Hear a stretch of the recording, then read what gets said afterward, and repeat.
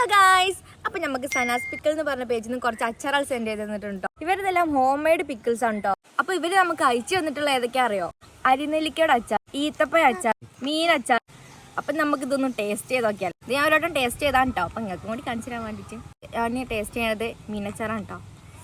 സംഭവം സെറ്റാണ്. ഇതിൽ കഷ്ണങ്ങളൊക്കെ ഒരുപാടുണ്ട്. മാഷാ അല്ലാഹ്, നല്ല ടേസ്റ്റ് ഉണ്ട് കേട്ടോ.